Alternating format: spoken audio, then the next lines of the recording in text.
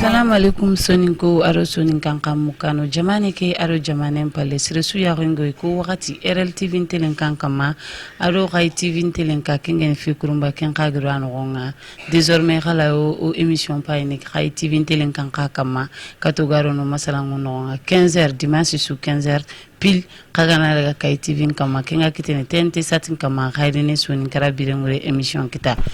lenki soninkara birengure odi birenta gondi o kharamogo adu faba bange lenki kengeni kaba juara orini masala fube kama lenki kenyani khabila suga dunano nga tagu khanne nyani kamaga o tagu khanu kengen o soninkara tagu khanu ben go maga ori bane utu lenki kengeni kalungura gonga lenki orini masala kalungura gon kama kendi meni kaba oitinandanga juara nantana bismillah soninkara birengure émission beranka magari kengena nyime beranga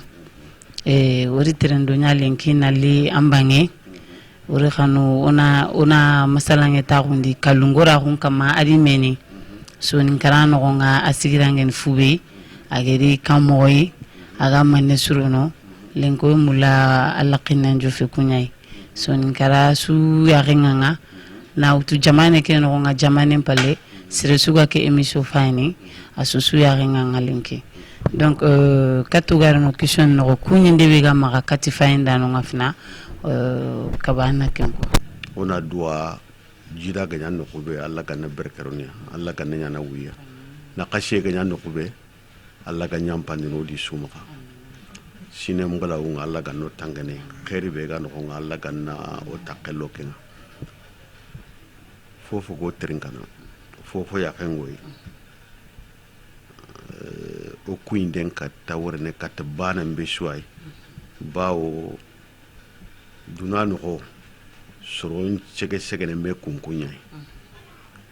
amme dantima na fe amme shuga na fe amme safa na fe soro nyana mpaide soro nyana ntengade kempa la nyana tudo bana chiganyai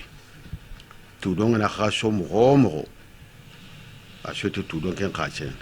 khatu do ngana khaso mo agana ni titrani na khanga fo baka khaso ngade khatu do ngabane gana shigi jeringa alega ni ngakalade ona la nyaga na wa golu ku bene deberni kharalle mo nyano sui bawo duna harang ni ngana nu hantu aku nyakita an karanga o mulla ko do bar masalan ke ta kundi khanne be kama na mur Allah subhanahu wa ta'ala mo o ta kundi ti jemunya o ma ta kundi nanti du ko inta ko mo metu anante kempe fofo su an jerfitana an to ko ngani kebe anna ko certaine khana fo kefe awa soninkara manchu khado ke dimma khamo khaba juara o kuнинден katanyime fube gini soninkaru ke wakati alantitini tang sefene soninkaru kamalenki keke anya jamane pale angeme kaba juara to konke fi sefenga donc lenki masalangu ko erinero shujanonga katuga kinyane kalungora ko orinantiri ndifina ko bilen change ni manne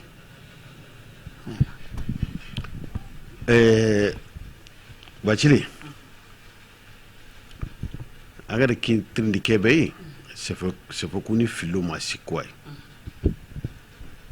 ko nan kobi agana sange khamugo bawo we fini ko ni kongo sange adu yakara khure inte bana kasonga na khura lemu na bugu sanga brangi na sanga woni non kili sanga branya lemu nduru nyani na sanga kasere goren takinga nare anya yakara khure ngat kenni bane ko bi lemma ko ni manne ko bi yani katia akitendo yokunya angide yakke kenna an ko bi yakarenya ko bi lemma ko ke kilen kamma sofonga doga ndenga misondenga kengarono khana kan kenyani ko bi len changen fonchuwa ko bi len changen no nga magantanya makende ndo faba kende kente awo soni kongo kongo talinga nanti ko bi len change a khempani dampade ko bi len change a khempene futuro nyai ke ngureni manne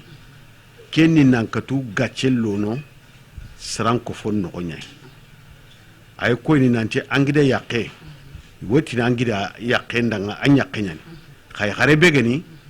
lakadu lakkenyani nangida to birene so fonga khana khanga musala nga khana khanga khay me dogene khay me misono khay so ni do me kha iganati ti futuro ke ngureni nanti khempa nga fosua ko bilen changen ta kawa dangin dampa denga na loku ben no nga amma mu ga ko nati anda iti nankal an ko bi harenda nga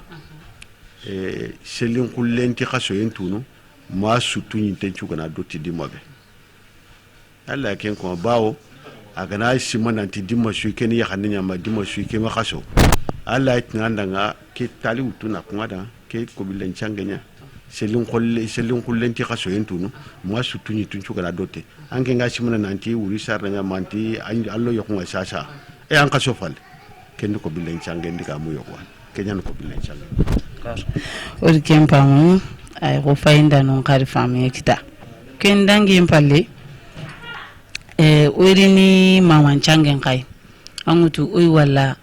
lemunu di mamani di kismani nke megeri lenki ndangura ndan kismere kaga mobe donc maman changen ka asigirani manne son garano nga asigirani manne o kani no nga har sa Allah galo do saba gamundi ana mugu nanti maman change kismarin change wi nyande kenchunya jida nyande kenchunya fu bega bogo ankenga ken nan koro na sigira kita ken kana remu kita ken nyakampo kampanya ken nyakaliampo kampanya ayoko kubene kada kharangu ko ni deberi to ngane gati la négation nke dan ken cara an ka da fosara mang kebe ga baganga ken kanu be nke shondo menga na so manne kam bawo anke de keken alle me kekita alla de kenyana ka winu ko alla da khanya wi gume ma foga baka akhai ken kanu nga kempante quoi rem kisumere do kisuma ma kisumere do imama khatti nyani adaka mutane bawo haralle mungante sakono nan tintonga na fobe debari igante sakono nan tintanga na fobe ko an kisumere ke la erni ananya anako fofo sunta bakke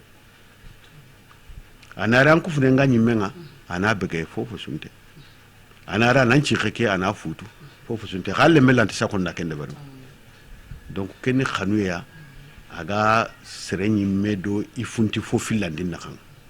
ba fo bega bagang ken ka fotel nambo ken kai na fana Allah tige nyani filande ay tintalle ma kun chebe tindini ba akente kananken alle mukura kanan akente kanan ba ay tunanta Allah tikata ante nikatu ante fo nyani akabe kenyani mama lencangendo awa kisumura ko kesange kaba dunun ka fami donc o gana giri dununga o garini fubetirindi ndenya Kenya ni jota ko serindi jota na ken kan kam mo soni kala kebe amma wari sa o girke tigabe be fina sasa o gati kisumura ko ndeken korosi kota sungani nyiran churulondi nyiramu be nyimme gadi khobo tin qalsinga bawo ngolliya ngana kullo ni nan chance mbugunte yego ni mpanti ya kan ko kan yego ni mpixini to kudro kondegi iroko yo gwai may kumpa bande khobo na kinin te ka fa go den teke fa go den teke nga ke lipi dimabe ken ma fa ba go den te mo question de fokelon bay kulay ko nginda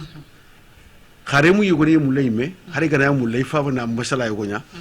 iraiti ni daga kwan kishima danga ti da kishima bangana tike kundu ba Allah ta kin kuma na foyo donc an na ngada kenga mu hobe ando serebe gada ko tangor dome ma khasu garuno yuguye dome nan koro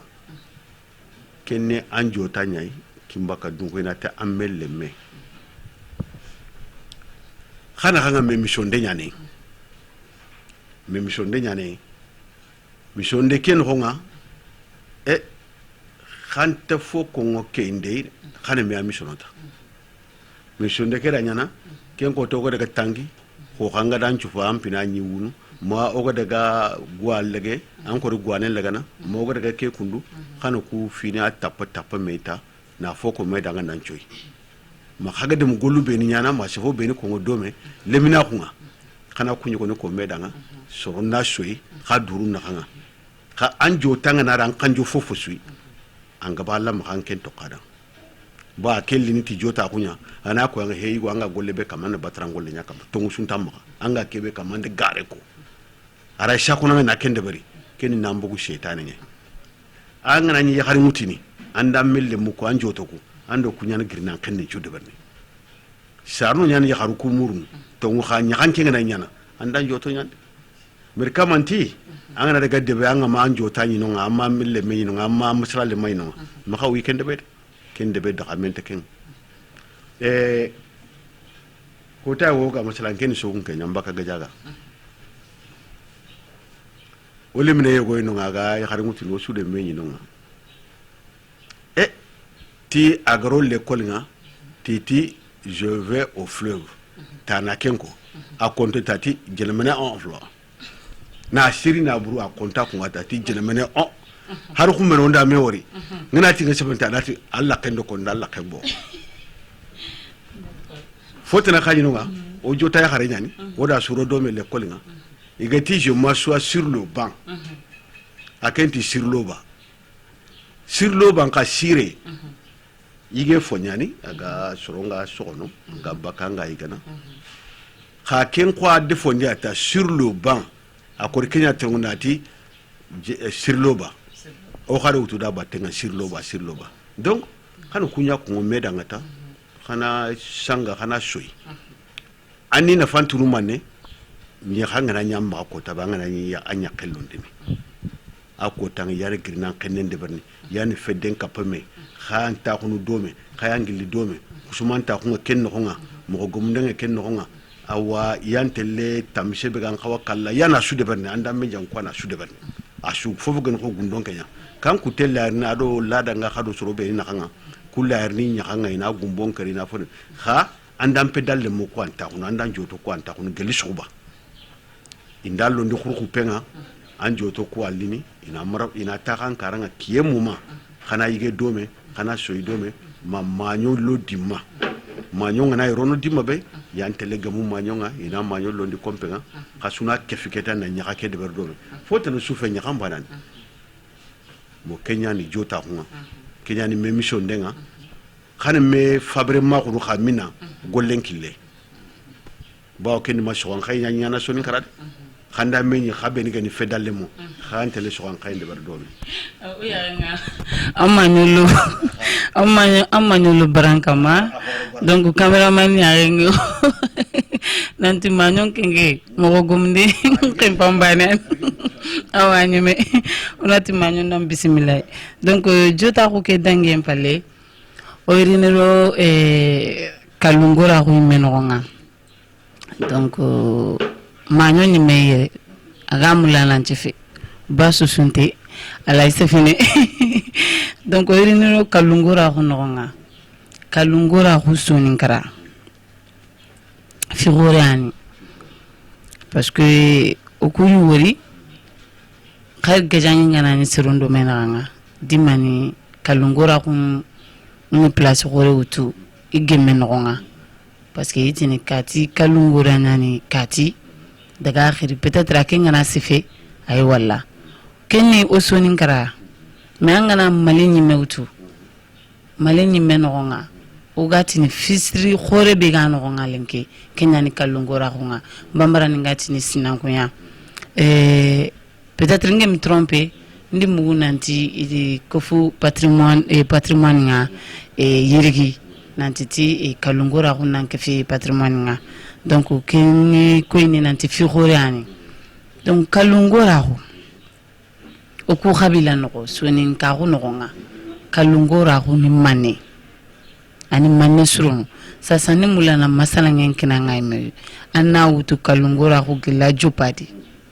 aga fube surun ari kamoy donc anna la kinkine kesui alla gano do sawa kamdini bacili ne tangar ni suba ka no sumare go magam kille ay maka kuntoron ko ere aywa ana kuntoron ko ta masala ngi abunare aywa onde kay duna taxe saran ko fo wonan ka fini ko ni adeverni la taxe lingondi mena kan na s'appelle l'otaringa ako maning mulana tife an kambo ke kharfera kutu aken hada ken nan daga nyeme aken nan daga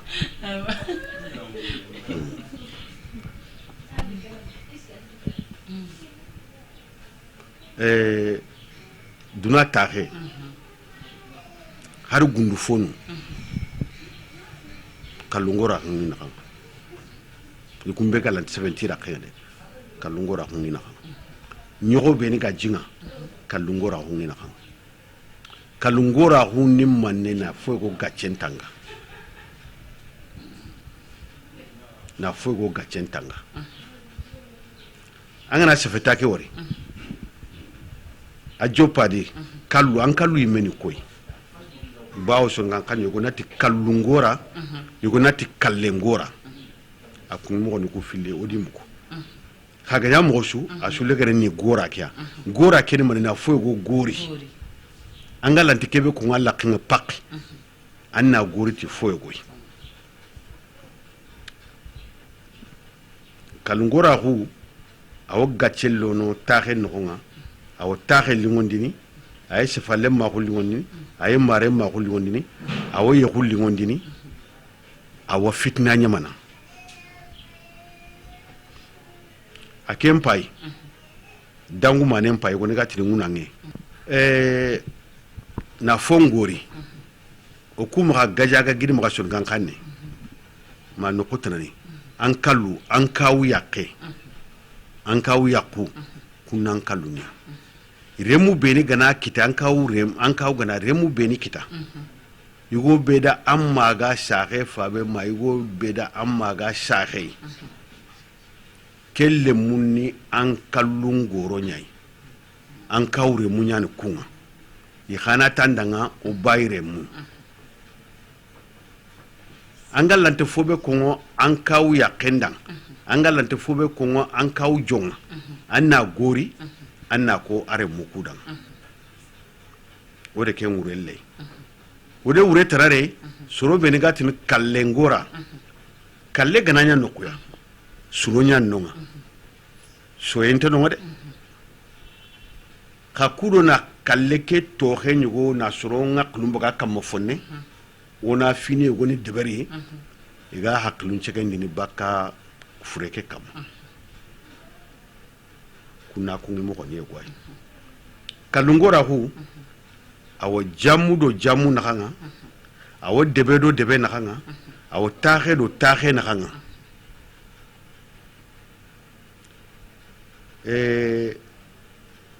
angana jamu go to anya shonin kan jamu anya bambaran jamu an ko me kan churu menye gado me kuno angana keitangutu akallungora nyani kulubalin kallungora nyani sisen kallungora nyani samaken ka kallungora ainsi de suite la toko kunu kumunya jamu ninga ketabu angana jamu bachilingutu akallungora sekhe kenni sumare nya khasuninkara mumanchuga katta kallungora huntengini ni serebe kenni jawara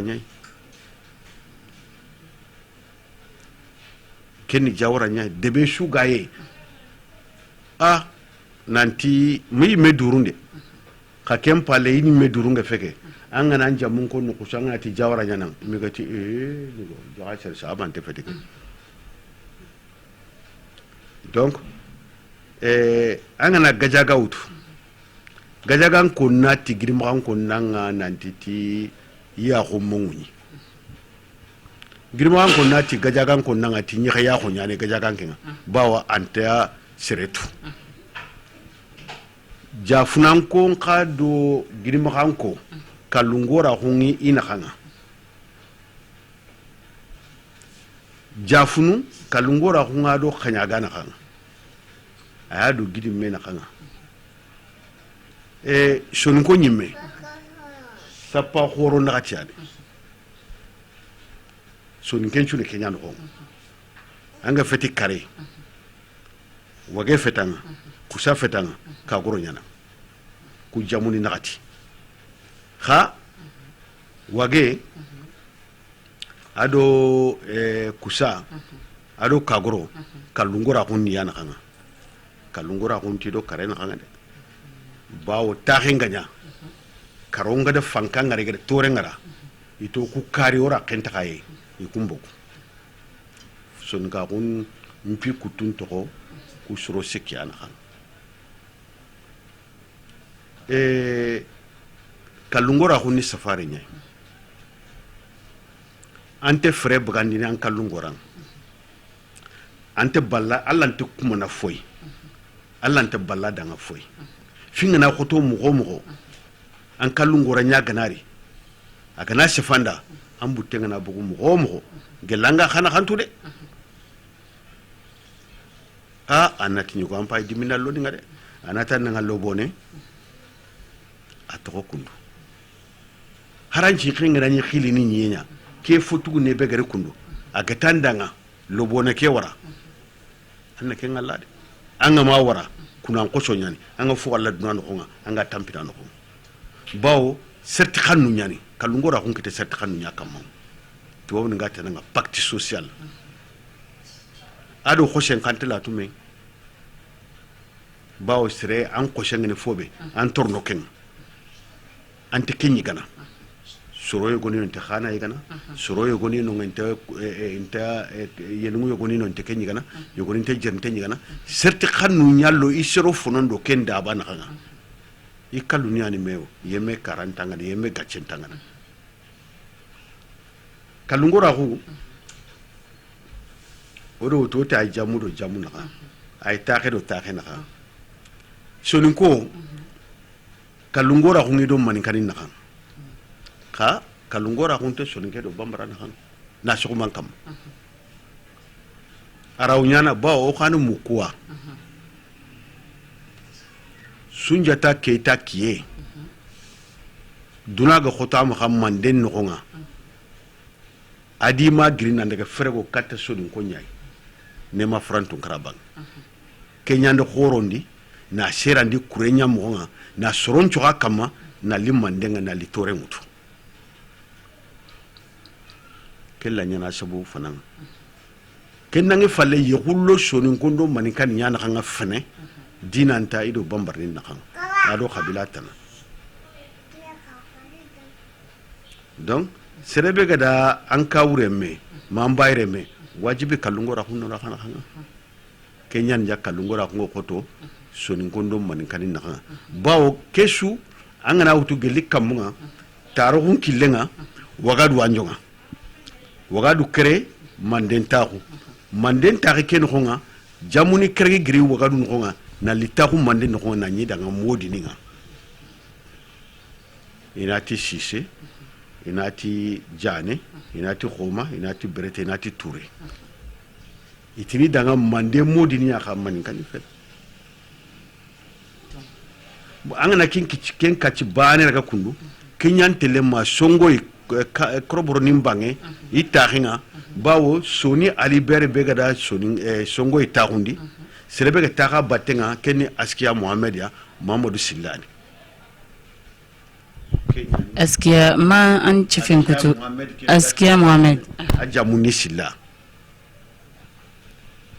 askiya ke yogo nati korboron kadi nanti askeya anti nyane bawo ayanda soni alibert toren kandi soni alibert remunti anti nyane askeya yogo tawre ni Kenya anda fam angana daga gawo anna korosi juman ko tal mami ngana yibaki kan katta misiden be tande ke be ga kane soronde sima nanti arbin kanne feo songan kanne kullu kullu nyani palli annan kilin to ken kai bo sho ngana taka karanga afrije ataka nenchu songan kanne nya kai kunyi bo sho kai kunyi mente tunanti songan kanne nya kalungora hungo sonin kondo manikani nakanga ka khado ni ku kha ni manikani ku khono nya donc kalungora hunga sonin kon khado ni nakanga kalungora kun to do boso ni nakanga kun no mare munya o mare munya ni boso nga kalungora ku nte kemme danga donc ngara kwana mo be fini toki ntano de meya ko mais tonton olu wori nanti lengi kenke soningentina annati khabilan chuti kalungora nan soninken parce que bambara ni sangano danga fulum kemogobane so ko kemogobane bon o kuin mente tu keta kubeni gero kalungora serebe ni gefito o ku kalungora o soninko donc anger kino ko ko linkali parce que bambara ni na famu nanti anger ko mo be kalungora honti soninke do bambara na parce que kalungora honi fiya sigira ugani o haramare ma ko nogonga yo tontoma anche fenkutu khomangeri ko mo be nanti kalungora ko be godo maninkane naganga ari mo ninga alla kinkinya kunga donc bambara ni natu nanti kalungora ko sigira uga am sembe kitawro bambara ni naganga wala antin kodo maninkane naganga mo be am sembe kitakundung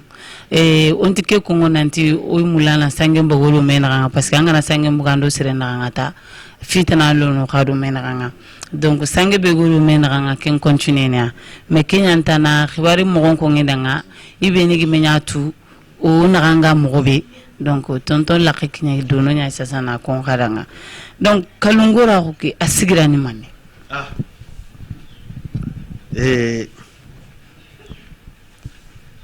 bacili sigira horenga kalungora ko ngade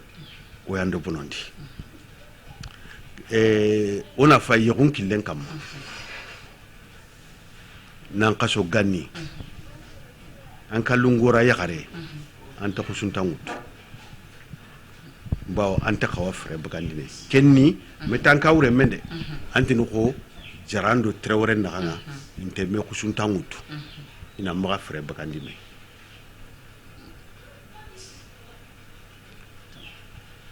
wore ken ko sefeno oti finga na khoto mo finga na khoto mo angana gajaga fa na gajaga misale mutu finga na khoto mo bacili nakanga mangundo sakko ngani la kelle anyamenya finga na khoto mo gidi ma kan nga mangunga na gri yi la kello de jabido do ko sugen no ko jafunu ne kem mo koy khanyaga ne kem mo koy karta ne kem mo koy kingi ne kem mo koy lamba lakke ne kem mo koy surin kan taxe mu manchu ne kem mo koy kunga ma ya khem bagandi kalungoro ngana gri aya khe bakade kusa ikun kamanyu guni yani ikunni kagor nin komoye kagor nin tini kusan kudanga nkamanyu gwa oda me gebe ngori me famu mbala ko ngana fu na kunye gonya kagorota gana grina daga katta ku bana me shungaro ku sikibe ko kagorota wago ado kusa finga na khoto mo kagorota gana grina daga kenya kan bakade ane ken tokki khallenga donc aw nyana sababu ya fitna ni beni garno suro nakanga ara kenangore kalungora ko cigi ndani kenya ko kalungora ko cigi inta buran manne taxe nyime no ko taxe layli ngono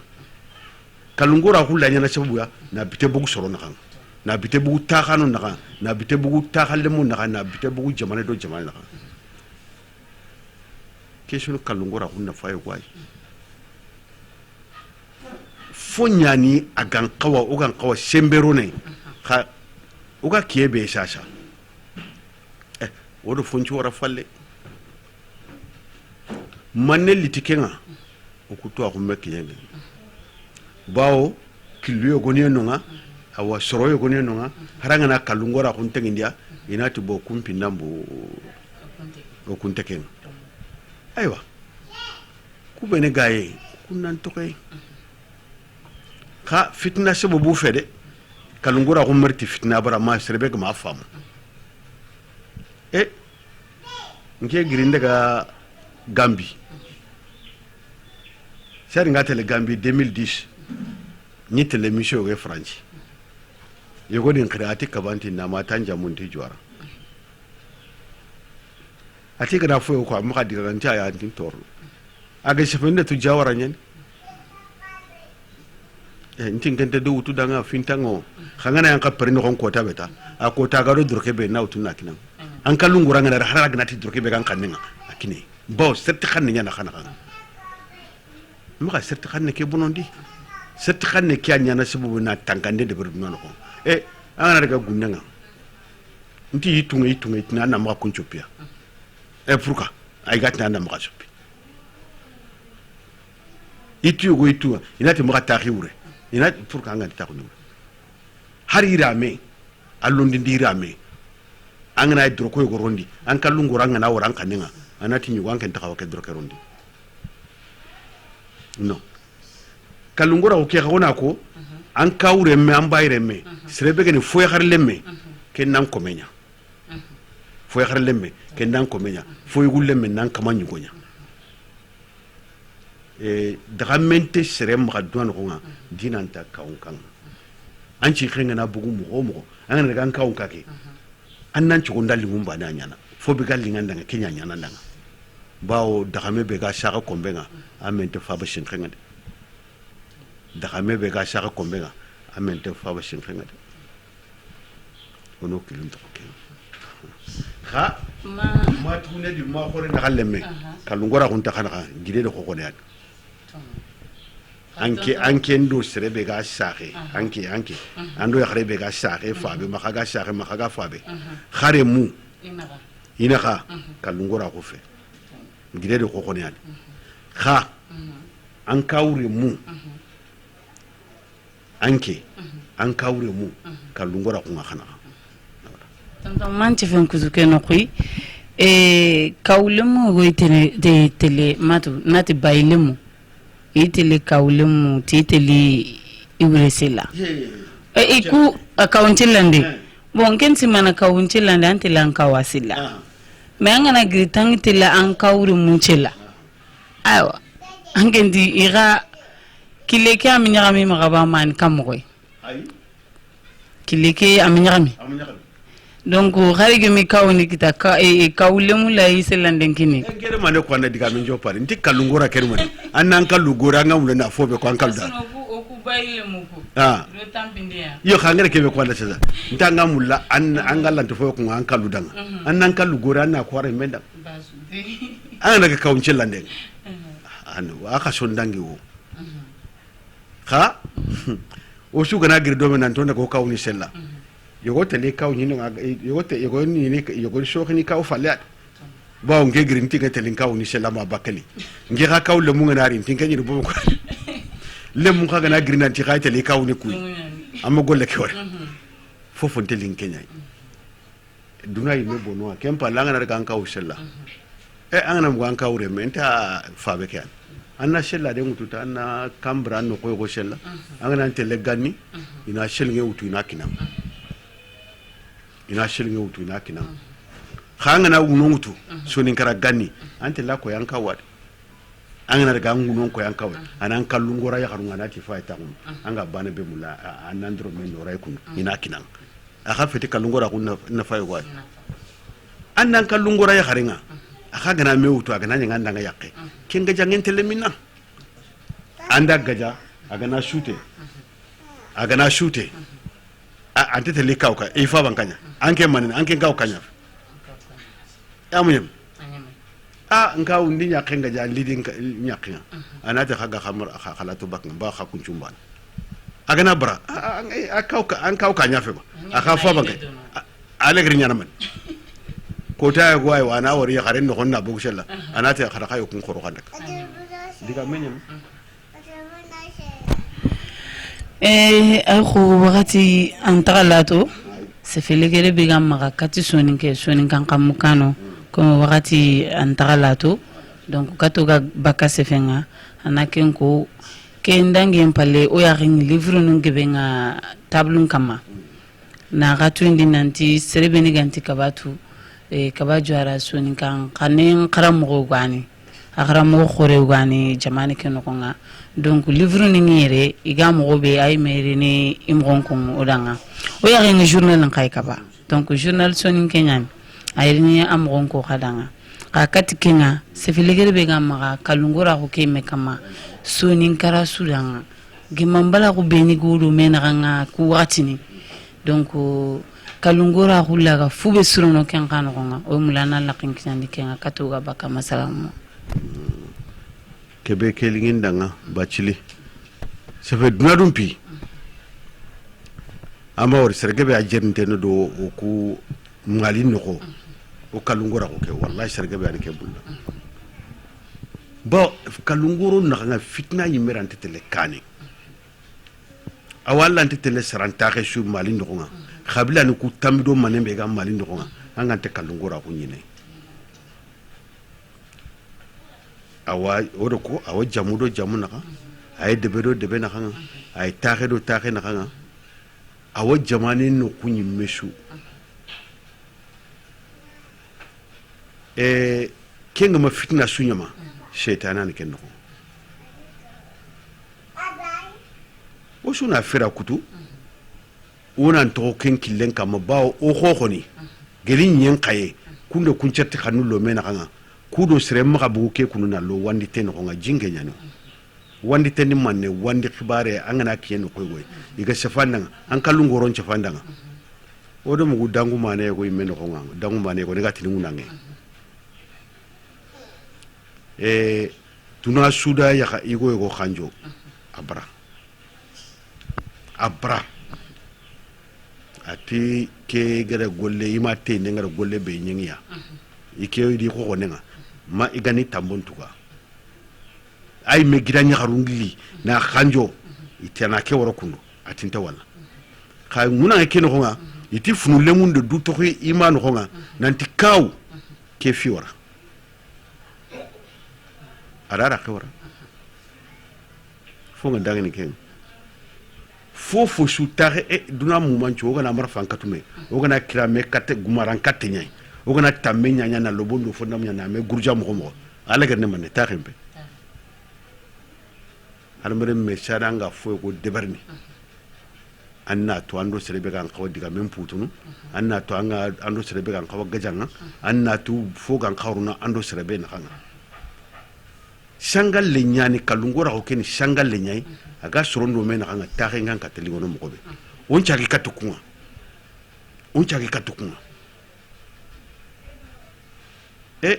ngere ko yogo danganti debe go fay kingi no hon debe ke to na khasan kharia ntal ma min jamuni juaranya aga ta hun karanga gida daga ente ko ati juara ma mi gella la gadi te ma war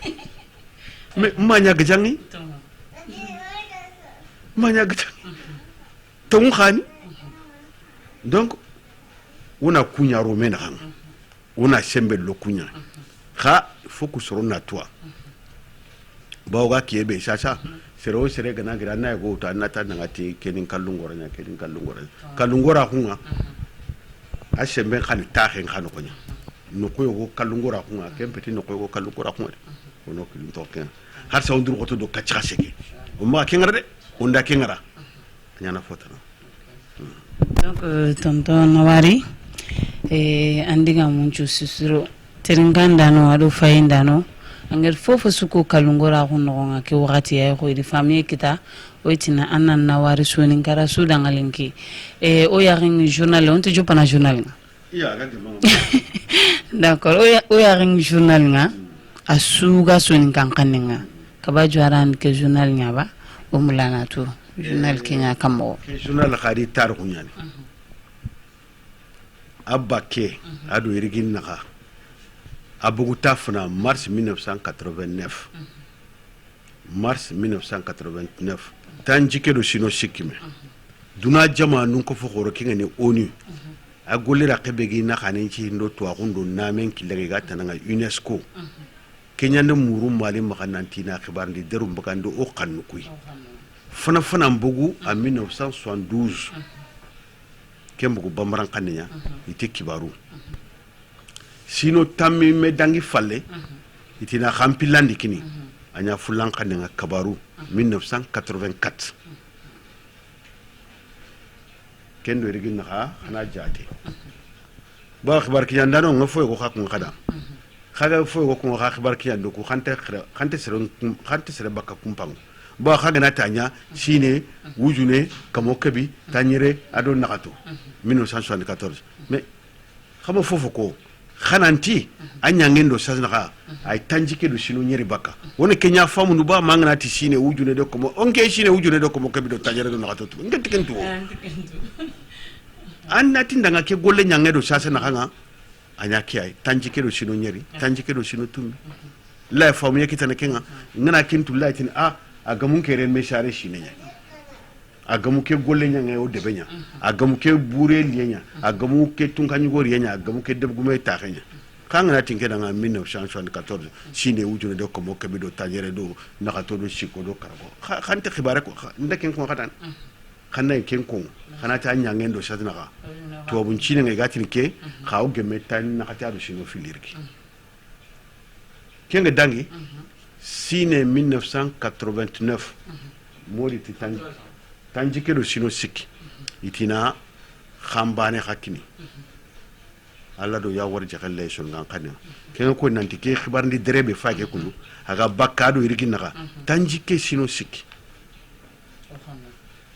kaba juara duran khalle fe journal privé fe du dan journal fere gouvernement khibari kini kati ke be gatina nga lesor adreso khore gatina nga amap kunya kanda nakam lesor nga bakka to kanne nga ku khay bakka so nga kanne fulle adu bamran kanne khasusu ana bugu tabari ibe gana ke faisasa ke kundu ke ni septembre kaso dangin te ke ku be ni kandanga jamanen kamma sasa na kadum tore ke so igada ay khirse ngada safo be ni ko kunya fa ke kundu anga na no khongunyi anga fota na khanya bawo ken septembre bani no nga kaso septembre kaso su segu keni oy me khanu ku khrangen ko tanya o gati ni balu ku khrangen wonda ken kako yogo nati awa balu ku khrangen balu ni bamran kanya fe arbin kanyen bamran kanya fe arbin kanyen wala balu ko arbin kanyen ni serebe gana shage wini urono anga kuini inata kama nyanga balu wala ken ko tampa ke kunu yere wodo ra ken ketni fo manne fatam banche ne khoshendo bidan na kan khoshendo bida nte bano ay nke khoshe nke kaba nke khoshe nyani ke bida nke khoshe nyani ke nke khoshe nyani khana nke kaba oku jamu juara jamu sisoko oku khoshe nyani khana bawo khana ni nenen pilonya okunte so filiko ay bidani mane yogoni kana bakka suba ido yogo gana gamu inati kilente lingono yogoni nunga ya kharenga na shafida nga inati nki yembono legi kenya ni bidan ande fam wora fatam panche nki ni soro na kempam ande fam ke kundu khaso suwe foko onati to hundo na membra awa soninkara ke kuna ga sefe fobe kama ke ni lemnen to kite mo ko soninkara ya kharenga na share remen to ke aka kite ne mo ko akille nangaba wona ri masala ke ngakam wora ke khasafa woti selin ja ke ni shara sirenya selin jaxe saka sire nyat so ngon kay ko iti saka sire do kuma ku anti ko yitte go gabu nga khame ke inati ken kadanga saka sire donc ken ko ni nanti odo no ko to ku watu sababu ni fomu munya odo sugu ku do jogo do wulu do musunu be ga mekam ila nyana watti gebe sababu nga wodan donc wala nyama to mare me go sefenga mada sa nyame koita ar digan kanu ko ati de gumen ngana nya fatia utaran de ben karnya de gumen ci girani de guma kunya fatia na to modi ni ma ganci ndi ana to nya kamala ni ma donc kenga baka khasusu tabane mali no nga ibe hajunga sine mu mange me ko bonakati se fan ko bonakati sine mu ma angana riti ada ngadresi ina resula kama khasusu angana ti boîte nyani ina daga roni kenga fesere ngam ko angana kibaru ibe ka mulana fatan panche kita Allah nke ka ba juara yi mekhili numéro nganke mo Allah ken ko boku kutunni kitabu nya o gadi bagandi kharangendo sefande sine fana kharangendo sefande sine finlande sorobe ne ga mulana so ngan kanne umati na sera de mais na kharanga so ngan kanne muko anga mulana khara kun kitabu nya fake fanando finlande sorobe ne ga mulaka tana tie so ngan kanne cherana serande kenya kitabe mpake kun so ngan kanne cherandi kitabe ande fam a jonko ni wujune asafande kedo komo fili ke oti sonin kan tali dantantoani odi khamulin chafa oto a mo gobo kemera odi tali dantanto aututa fonga tengni keme ado tankrege do talni kebi odi safa sonin kendo franchenga pour nankatu soronde mana xane suga e sefande nyana xane ak certi xanu nyakam kenya faake kundu kenga ni sur ngan xane ma gamunde e ko ni gati ni grammaire kenya faake kundu ke kundu oda jamu dan tanto auto sonin kara keme ado tan nakate do jamu ni filli oda kunya auto sonin kara kha o mo dunge erono jamu kara dinu kuy kha oda jamu ku kun qotte mututa oy keme ado tan nakate do jamu ni filli tanto bacili ngano lina fage la gaye awa jamu fana be gaye reke kenni nambunu na li sumare nga mo bacili ngor fila ay ko bacili nga wuredu ba kha bacili ni khana ngaba ha bon ken kitabe mpay bo kera saranko fo yoni do muro ma kana tona kitabe de bari sali jinga wutini mo be wona mo konko so non so nga so nga kanenga islama kun kama ado angana ni kien ko banga wankana nga fo be ko adanga na salle cigindini bo ado sume nyam mo ko ne goni odo fonnu ko ken kama wala ba o to ko mo fora kenna a su so digan kan bo ke su falle keta woda ke ka bakandi se fetan kitabe nyani ke gatina danga lexique e ko nati dictionnaire o to ko nga khempe se feta hakebe so ngan kanenga wona safa so ngenga wona riti franchenga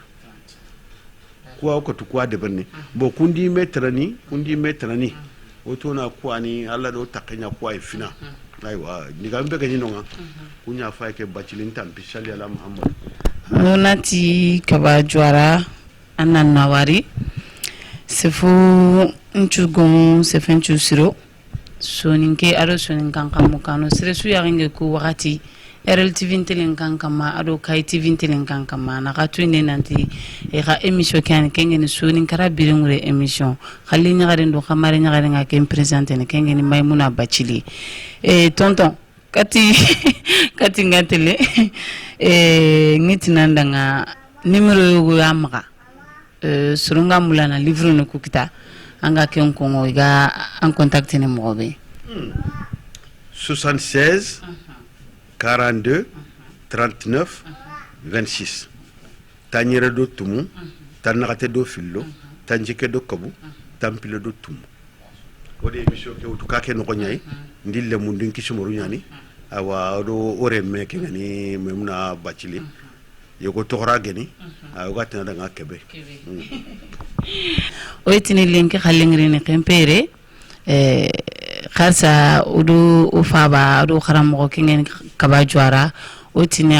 oy wakati xawante tini kena taligere nya parce que xaramo xaba joara an ko dictionnaire nya dictionnaire soninkara dictionnaire nya donc allanti soninkara allanti tin tang sefene soninkara togonga angemi jufe ke kaba joara donc o tini wakati tanai soninkara bilimure emission tanano nga RLTV telin kankama alo khayite TV telin kankama RLTV serebe ga mulano o wori angtele o chaîne YouTube kama donc ana abonné chaîne nga close be ga karanga na kentigi soninkara emission sugana ni dangini anti dangini ampale na cameraman kunye Mohamed nanti ana nawari gachima wore na rédacteur en chef kunye kengeni Mohamed Kunati otini oy wakati tanay khadi e ke barame tanako mangase para diga jala mara awa bachili sempar ni nautu